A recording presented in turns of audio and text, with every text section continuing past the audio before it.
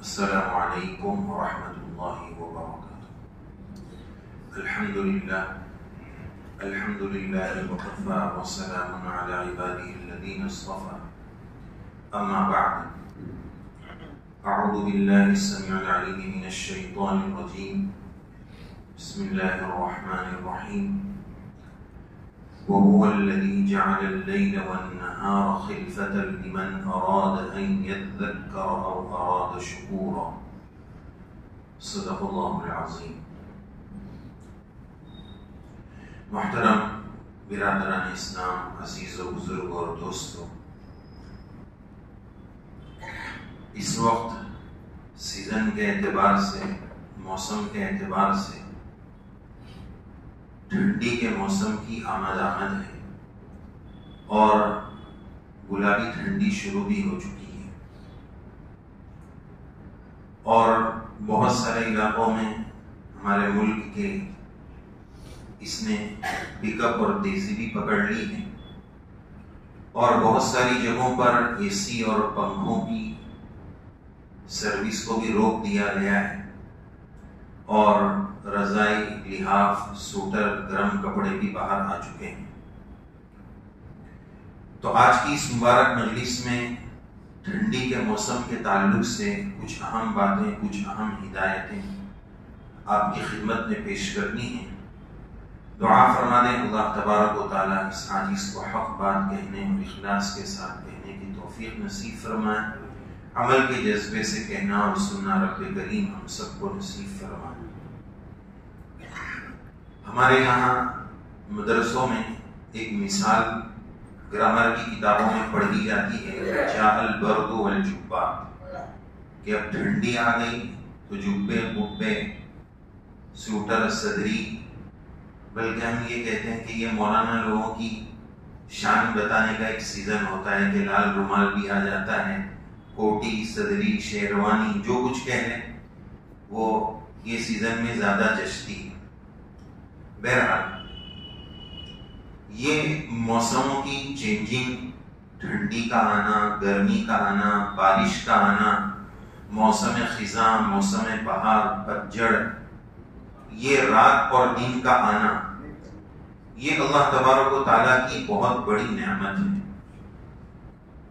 اور یہ رات اور دن کے بدلنے سے بدلتے رہتے ہیں، موسم رات اور دن کے بدلنے سے چینج ہوتے رہتے ہیں۔ اگر صرف دن ہی دن ہوتا، رات نہ ہوتی تو بھی پرابلم، صرف رات ہی رات ہو، دن نہ ہو تو بھی مسئلہ ہے۔ دن کام کے لیے ہے، رات آرام کے لیے ہے۔ افسوس کہ ہم نے بطور خاص امت مسلمہ نے اس کو الٹا کر دیا ہے۔ تو یہ رات کے دن، رات کے بعد دن کا آنا، دن کے بعد رات کا آنا، موسموں کا اختلاف، یہ اللہ تعالیٰ کی بہت بڑی نعمت ہے۔ ذرا تصور کریں کہ اگر صرف گرمی ہی گرمی کا سیزن پورے سال رہتا تو بھی انسان پریشان ہوتا، صرف ٹھنڈی ہی ٹھنڈی یا صرف بارش ہی بارش تو بھی انسان پریشان رہتا۔ یہ موسموں کی چینجنگ اور تبدیلی انسانی طبیعت کے فریشنس اور تازگی کے لیے، انسانی فطرت میں آپ ایک بات نوٹ کریں گے تو اس کو کسی ایک حالت پر کبھی قرار نہیں آتا ہے۔ اگر ابھی ٹھنڈی زیادہ بڑھ جائے تو وہ یہ چاہتا ہے کہ تھوڑی گرمی بھی آ جائے، پھر گرمی کے اسباب، گرم کپڑے، ہیٹر، یہ سب شروع کر دیتا ہے۔ بہت زیادہ گرمی بڑھ جائے تو پھر اسی کے پیچھے بھاگتا ہے۔ بہت زیادہ بارش ہو جائے تو فلڈ آ گیا، سیلاب آ گیا تو بھی پریشان۔ ہر سیزن میں اس کو ایک بے قراری، بلکہ سیزن سے ہٹ کر دنیا میں ہی اس کو کبھی استقلال نہیں رہتا ہے کہ بس کچھ نہ کچھ چینجنگ ہوتے رہنا چاہیے۔ علماء نے یہاں ایک نقطے کی بات لکھی ہے کہ یہ عدم استقلال یا یہ بے قراری جو انسانی طبیعت میں ہے، اس کا ایک نقطہ اور اس کی ایک حکمت یہ ہے، اس کا ایک کارن اور ریزن یہ ہے کہ اس سے پتہ یہ چلتا ہے کہ یہ انسان کا وطن اصلی نہیں، انسان کے رہنے کی یہ دنیا اصل جگہ نہیں۔ ہم کسی جگہ پکنک اسپاٹ پر جائیں، گھومنے کے لیے جائیں، 2-3 دن کے بعد اپنا گھر یاد آتا ہے کہ چلو اب گھر جانا. کیوں بھائی؟ سب سہولتیں کیوں جا رہے ہو؟ بولے نہیں میرا گھر ادھر ہے. تو اسی طرح دنیا میں انسان کو یہ بے قراری کا آنا اس بات کی نشانی ہے کہ اس کا یہ وطن اصلی نہیں ہے. ابا وطن اصلی جنت سے دنیا میں بھیجے گئے تھے، یہ اس کا وطن اصلی ہے. وطن اصلی اس کا جنت ہے. تو بات یہ عرض کی جا رہی تھی کہ یہ موسموں کی تبدیلی انسان کی طبیعت کی فریشنس اور تازگی کے لیے. اگلی بات یہ سمجھیں کہ یہ سردی کا موسم آتا کیوں ہے. اس کی تقریباً 3 وجہ کی طرف توجہ دلانی ہے. ایک اس کا ظاہری سبب ہے، اور ایک اس کا باطنی سبب ہے، اور ایک قرآن و سنت کی روشنی میں ایک اور تیسرا سبب ہے. ظاہری سبب اس کا یہ ہے سولار سسٹم. ٹھنڈی اور گرمی دنیا کے سولار سسٹم سے جڑی ہوئی ہے، جس کو یوں کہا جائے کہ زمین اور ارض سے سورج کا قرب اور بعد. اگر زمین سے سورج قریب آ جاتا ہے، یہ گھومتی ہے زمین، تو اگر زمین سے سورج قریب آ جاتا ہے تو اس علاقے میں گرمی کا موسم آ جاتا ہے، اور سورج اس سے دور ہو جاتا ہے تو ٹھنڈی کا موسم آ جاتا ہے. تو یہ ٹھنڈی اور گرمی کا نظام سولار سسٹم سے جڑا ہوا ہے، سورج کے زمین سے قرب اور بعد پر ڈیپینڈ ہے. دوسرا سبب مسلم شریف کی روایت 617 نمبر کی روایت کا خلاصہ ہے. نبی کریم صلی اللہ علیہ وسلم کے ارشاد عالی کا خلاصہ ہے کہ ایک روز جہنم نے رب کریم کی بارگاہ میں شکایت کی. اللہ تبارک و تعالیٰ سے اس نے شکایت یہ کی کہ یا اللہ میرا بعض حصہ میرے بعض حصے کو کھا رہا ہے. جہنم نے اللہ کی جناب میں شکایت یہ کی کہ یا اللہ میرا بعض حصہ میرے بعض حصے کو کھا رہا ہے، تو یا اللہ آپ مجھے سانس لینے کی اجازت دے دیجیے. تو 2 باتیں ملتی ہیں. پہلی بات یہ کہ اس کو 2 سانس لینے کی اجازت دی گئی، ایک ٹھنڈا اور ایک گرم. جب وہ جہنم ٹھنڈا سانس لیتی ہے تو ٹھنڈی کا موسم آتا ہے، اور جہنم گرم سانس لیتی ہے تو گرمی کا موسم آتا ہے. نمبر 2، دوسری بات روایت کی روشنی میں یہ ملتی ہے، سانس لینے کی تو اس کو اجازت دی گئی.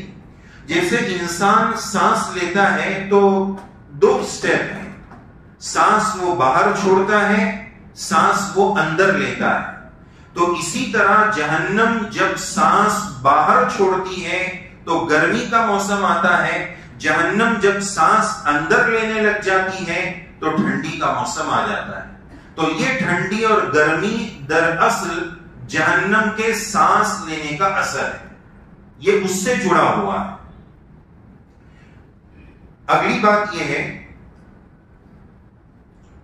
کہ ہمارے ذہن میں جہنم کا تاثر یہ ہے کہ وہ صرف آگ کی جگہ ہے، گرم جگہ ہے، جبکہ ایسا نہیں ہے. جہنم میں گرمی کا عذاب بھی ہے اور ٹھنڈی کا عذاب بھی ہے. جیسا کہ اوپر کی بات سے یہ واضح ہوا کہ ٹھنڈک یہ بھی جہنم کا اثر اور گرمی یہ بھی جہنم کا اثر. تو عام ذہنوں میں صرف اتنی بات ہے کہ جہنم گرم جگہ ہے، آگ کی جگہ ہے، عذاب کی جگہ ہے، عذاب کی جگہ بہرحال ہے. لیکن وہاں ٹھنڈی کا عذاب بھی ہے اور گرمی کا عذاب بھی ہے. اس کا ثبوت قرآن مجید کی آیت شریفہ لا يرون فيها شمسا ولا زمهريرا، وہاں نہ شمس اور دھوپ اور گرمی نظر آئے گی، ولا زمهريرا، زمهریر جہنم کی اس ٹھنڈک والے سانس کا اثر ہے کہ اس سے ٹھنڈک ہو جاتی ہے. ٹھنڈک بھی عذاب ہے. اگر ٹیمپریچر ٹھنڈک کا لمٹ سے اوپر ہو جائے، اس کا ثبوت قرآن مجید سے دوسری جگہ سے بھی ہے. قلنا یا نار کونی بردن وسلاما علی ابراہیم، ہم نے آگ کو آرڈر دیا کہ اے آگ ابراہیم علیہ السلام پر گلے گلزار بن جا، ٹھنڈی ہو جا، لیکن ٹھنڈک سلامتی والی. Normal temperature. اور آج کے دور میں تو اس کا سمجھنا بہت آسان ہے کہ بھائی ٹھنڈک بہت ہو گئی, تھوڑا اے سی کا ٹیمپریچر نارمل کرو, ٹھنڈی لگے. بھائی ٹھنڈک میں بھی آپ کو تکلیف ہے. ہاں, جب ٹھنڈک نارمل ٹیمپریچر سے زیادہ ہوگی تو بھی پریشانی. تو پتہ یہ چلا کہ جہنم میں گرمی کا عذاب بھی ہے اور ٹھنڈی کا عذاب بھی ہے. اللہ تبارک و تعالیٰ سے ہمیں جہنم کے ان دونوں عذابوں سے پناہ مانگنے کی ضرورت ہے. تیسری بات, ٹھنڈک کا تیسرا سبب, یہ ٹھنڈک کا کہو یا دن رات کے بدلنے کا کہو یا موسم کی چینجنگ کا کہو, قرآن مجید کے 19ویں پارے کی ایک آیت آپ کے سامنے تلاوت کی جس میں رب کریم یہ فرماتے ہیں وَهُوَ الَّذِي, اللہ کی وہ ذات ہے, جَعَلَ اللَّيْلَ وَالنَّهَارَ خِلْفَةً, جو رات کے بعد دن, دن کے بعد رات, یہ لیل و نہار کی گردش, یہ رات کے بعد دن کا آنا, دن کے بعد رات کا آنا, یہ نظام موسم کا بدلنا, یہ سب کیوں ہے؟ اللہ نے یہ نظام کیوں رکھا ہے؟ اس کی وجہ اس آیت نے بتائی, لمن اراد ان یذکر. پہلی بات یہ بتائی, یہ ریمائنڈر ہے, یہ یاد دہانی ہے, یہ ہماری قدرت کی نشانی ہے. ہم ٹھنڈک پر بھی قادر ہیں, گرمی پر بھی قادر ہیں, رات کے بعد دن کا آنا, دن کے بعد رات کا آنا, یہ ہماری قدرت کی نشانی ہے. ہم قدرت کی نشانی کی یاد دہانی کرانا چاہتے ہیں. او اراد شکورا, ہم اپنے بندوں سے اس رات دن کے بدلنے, موسموں کے بدلنے سے ہم ان سے شکر گزاری چاہتے ہیں. اس سے شکر گزاری کیسے؟ کہ بہت گرمی ہو گئی تھی, گرمی سے پریشان ہو گئے تھے, اچانک رمجھم بارش ہو گئی, کھیت لہلہا اٹھے, کسان کتنا خوش ہو جاتا ہے کہ بارش آ گئی, یہ شکر گزاری ہے. او اراد شکورا, کسان شکر گزار بن جائے. بہت تیز بارش تھی, فلڈ آ گیا, سیلاب آ گیا, لوگ پریشان ہو گئے. پڑوس کے ملک کے حالات ہم نے دیکھے, وہ بارش چلی گئی, ٹھنڈی آ گئی, اب ویدر نارمل ہو گیا, گلابی ٹھنڈی آ گئی. رب کا شکر ادا کرو کہ موسم ٹیمپریچر نارمل ہو گیا. او اراد شکورا, تو اللہ کی نشانی ہے, یاد دہانی ہے. او اراد شکورا, یہ اللہ تعالیٰ بندوں سے چاہتے میرے بندے شکر گزار بن جائے, اس نعمت کے ذریعے وہ شکر گزاری کرے. آگے 10 ہدایات ٹھنڈی کے موسم کے تعلق سے آپ کی خدمت میں پیش کرنی ہے. اس ونٹر سیزن میں 10 ہدایتیں, مسائل اور ہدایت کی روشنی میں 10 باتیں آپ کی خدمت میں پیش کرنی ہے. نمبر 1, کوئی بھی موسم آ جائے اس موسم کو برا بھلا نہ کہا جائے.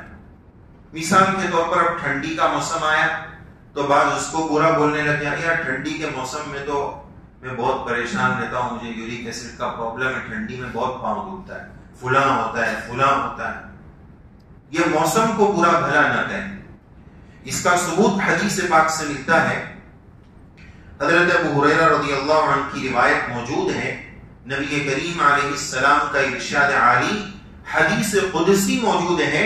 اللہ عز و جل ارشاد فرماتے ہیں, یؤذینی ابن آدم, یؤذینی ابن آدم یسب الدہر وانا الدہر بیدی الامر اغلب اللیل والنہار. اللہ تعالیٰ اس حدیث قدسی میں یہ فرماتے ہیں, ابن آدم انسان مجھے تکلیف پہنچاتا ہے. اللہ تعالیٰ کیا فرما رہے ہیں؟ ابن آدم انسان مجھے تکلیف پہنچاتا ہے. کیسے تکلیف پہنچاتا ہے؟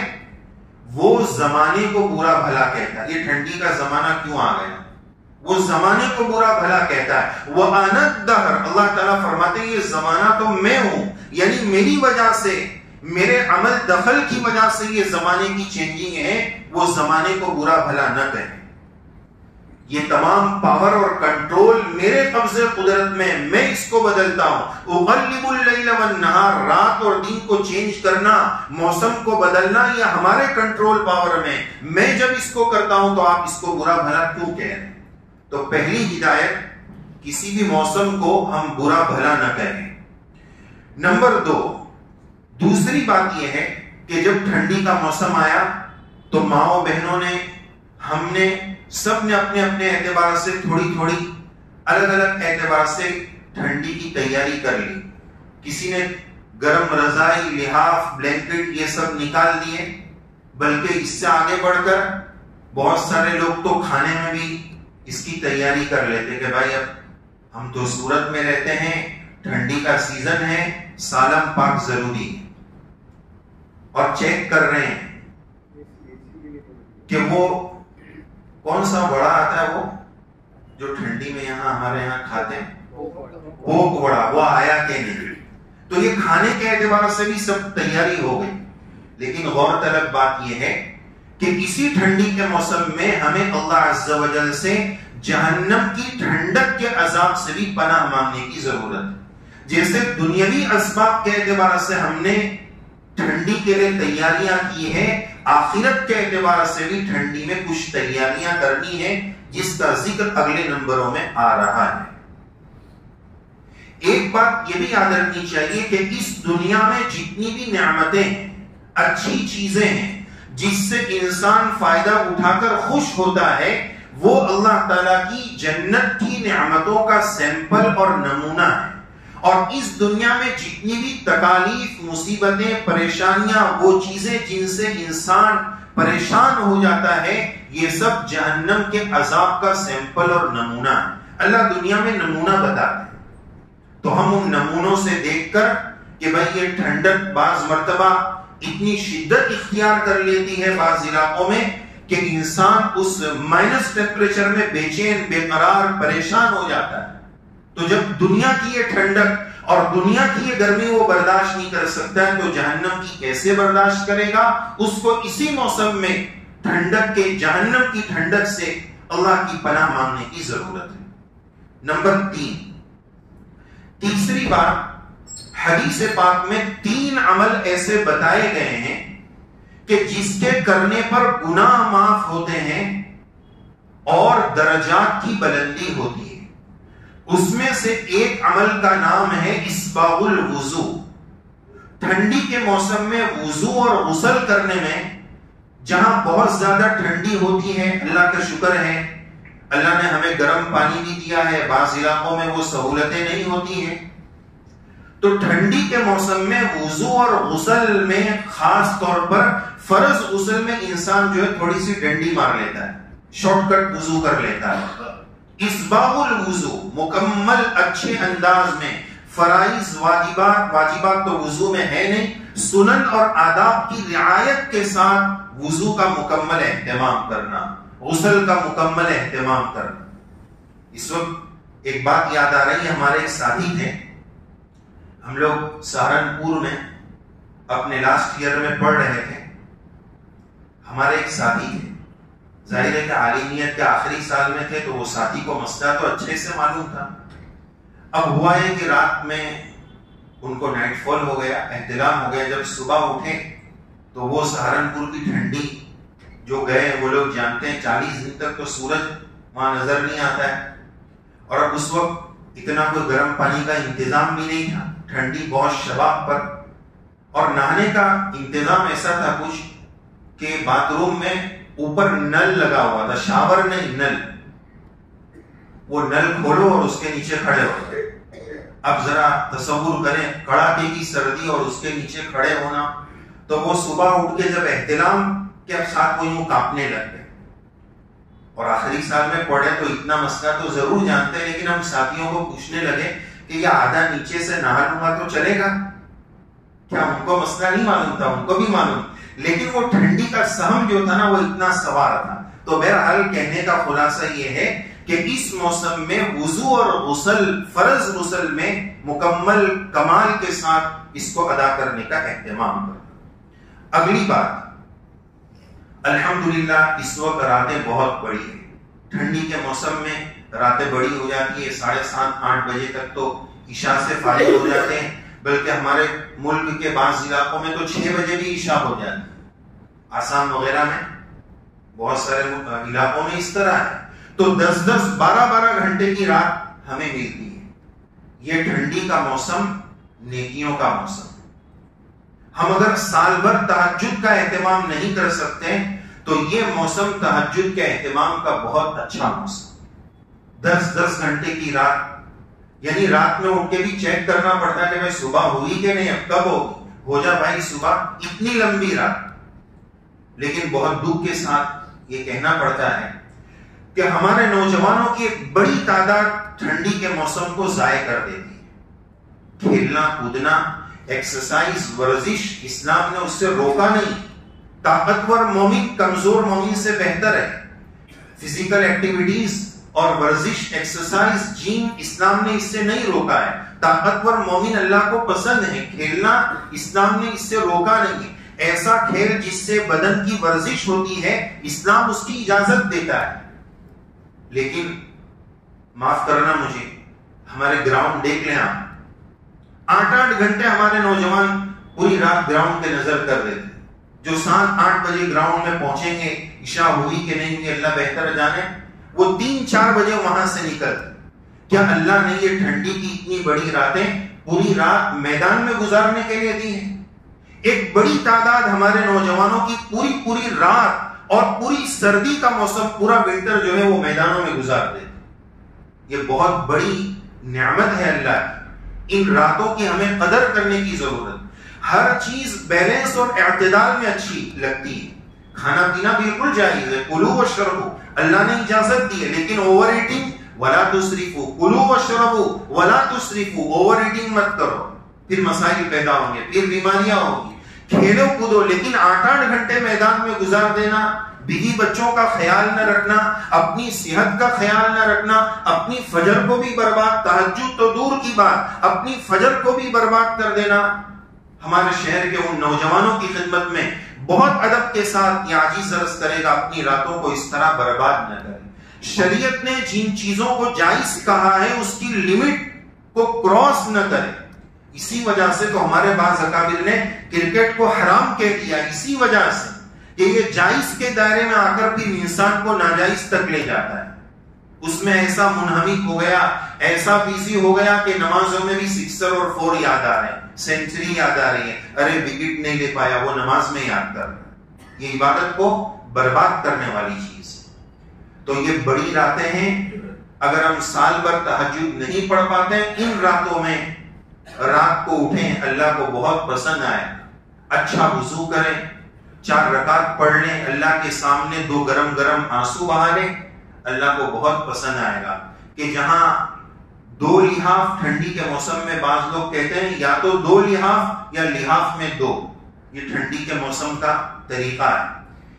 2 لحاف یا لحاف میں 2. ایسے موقع پر بندہ بیوی کو چھوڑ کر، اپنی جائز ضروریات کو چھوڑ کر، اپنی نیند کو قربان کر کے، اچھا وضو کر کے اللہ کی جناب میں 2 رکعت 4 رکعت پڑھ کر آنسو بہائے گا، اللہ کو کتنا پسند آئے. تہجد کی عبادت بڑی نرالی اور بڑی پیاری عبادت ہے. اللہ والے یہ فرماتے ہیں کہ جس کو تہجد کی توفیق نہ ملے وہ یہ نہ سوچے کہ میں تہجد نہیں پڑھتا ہوں، بلکہ وہ یہ سوچے کہ تہجد اسپیشل عبادت ہے. میرا رب یہ نہیں چاہتا ہے کہ پرائیویٹ عبادت اور پرائیویٹ بات چیت میں اپنے اس بندے سے کروں، یہ میرا نافرمان ہے، میں اس سے پرائیویٹ بات نہیں کر پاؤں. تہجد یہ پرائیویٹ عبادت ہے. دب الصالحین، نیک لوگوں کا شعار اور طریقہ اور وتیرہ ہے. اللہ ہر غیر مسلمان کو اس کی توفیق نہیں دیتے. جو اللہ کے اسپیشل بندے ہوتے ہیں اسی کو تہجد کی توفیق ہوتی ہے. اگر ہم سال بھر نہیں پڑھ پاتے، یہ ٹھنڈی کا سیزن 10 گھنٹے کی راتیں، چلو ہم کھیلنے گئے، تھک ہار کے آ گئے، تو چلو سونے سے پہلے 2-4 رکعتیں پڑھ لی وضو کر کے، عشاء کے بعد جب موقع مل جائے تہجد پڑھ لے. بہتر تو یہ ہے کہ نیند لینے کے بعد پڑھے، لیکن وہ نہیں کر پاتے تو کم سے کم عشاء کی نماز کے بعد تہجد کا اہتمام کریں. اگلی بات نمبر 5، یہ دنوں میں، ٹھنڈی کے دنوں میں دن چھوٹے ہیں. نفلی روزہ رکھنا، رمضان کے چھوٹے ہوئے روزے رکھنا، اور دوسرے جو زندگی کے قضا روزے باقی ہیں، ماں بہنوں کے رمضان کے عذر کی وجہ سے جو چھوٹے ہوئے روزے باقی ہیں، یہ ٹھنڈی کا موسم ان روزہ رکھنے کے لیے گولڈن چانس. حدیث پاک میں اس کی ترغیب موجود ہے. اگلی بات نمبر 6، اس کے ساتھ ساتھ اگر اللہ نے ہمیں مال دیا ہے تو ہم نے جیسے ٹھنڈی کے اسباب جمع کر لیے ہیں، سوٹر جمع کر لیے ہیں، لحاف جمع کر لیے ہیں، کبھی اپنی گاڑی لے کر 50 بلینکٹ لے کر باہر نکل جاؤ، ذرا جا کر دیکھیں ایسے بہت سارے چوک کی طرف اور کہاں کہاں ہمیں ایسے لوگ سوئے ہوئے ملیں گے ایک پتلی چادر اوڑھ کر سو گئے۔ اللہ نے ہمیں مال دیا ہے، ہم شادیوں میں کتنا اڑا رہے ہیں۔ ابھی شادیوں کا سیزن آ رہا ہے، اللہ سے ڈرنے کی ضرورت ہے۔ ہم اپنے پیسے کو امت مسلمہ کی بربادی کی ایک بہت بڑی وجہ اپنا مال، اپنی جان، اپنی صلاحیت، اپنا وقت امت مسلمہ کا بڑا طبقہ اللہ کی ناراضگی میں استعمال کر رہا ہے۔ شادیوں کا سیزن آ رہا، آپ دیکھ لیں کیسے فضول خرچی ہوگی۔ ایک انسان چاہے وہ مسلمان ہو چاہے وہ غیر ہو، ذرا کبھی نکلے تو ہم صحیح کہ کیسے رات میں ٹھٹر کر سو رہے ہیں۔ اگر اللہ نے مال دیا ہے تو اس مال کو ان غریبوں میں بلینکٹ تقسیم کرنے میں لگاؤ، ٹھنڈی کا سامان تقسیم کرنے میں لگاؤ۔ ذرا تصور کرو کہ میں نے بچاؤ کا سامان اختیار کر لیا ہے، وہ بھی تو اللہ کی مخلوق ہے، وہ بھی تو انسان ہے، وہ بھی تو اشرف المخلوقات ہے۔ جس کو اللہ نے جتنی صلاحیت دی ہو، 5 بانٹ سکتے تو 5 بلینکٹ بانٹ دو، 50 بانٹ سکتے 50 بانٹو، لیکن یاد رکھو ریاکاری نہیں، شو بازی نہیں کہ ذرا سب کو بتا دیں۔ ریاکاری سے دور ہٹ کر حدیث پاک میں آتا ہے صدقہ اس طرح کرو کہ دائیں ہاتھ سے دو تو بائیں ہاتھ کو بھی پتا نہ چلے۔ آج نام کا بڑا شو ہو گیا ہے کہ فلاں حاجی صاحب نے اتنے دیے، فلاں حاجی صاحب نے اتنے دیے، یہ ریاکاری ہے۔ اللہ اس سے ہماری حفاظت کرے۔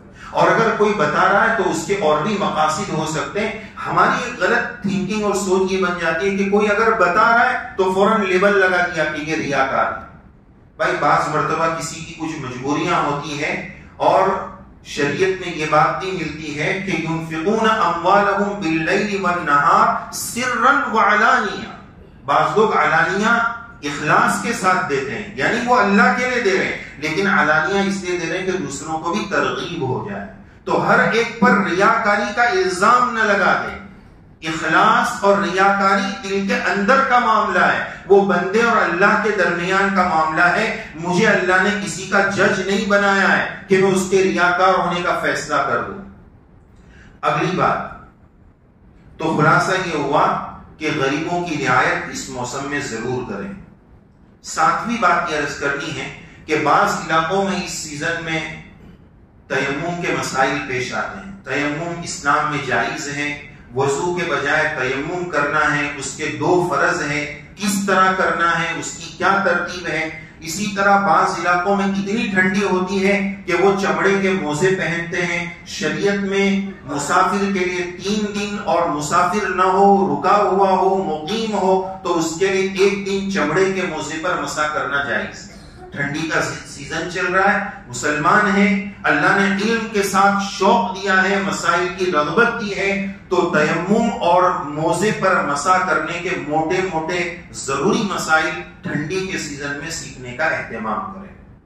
نمبر 8ویں بات یہ ہے کہ بعض علاقوں میں بعض لوگ رومال باندھ کر خاص طور پر فجر میں آتے ہیں تو پورا منہ بند کر دیتے ہیں۔ نماز میں پورا منہ بند کرنا یہ مکروہ ہے، درست نہیں۔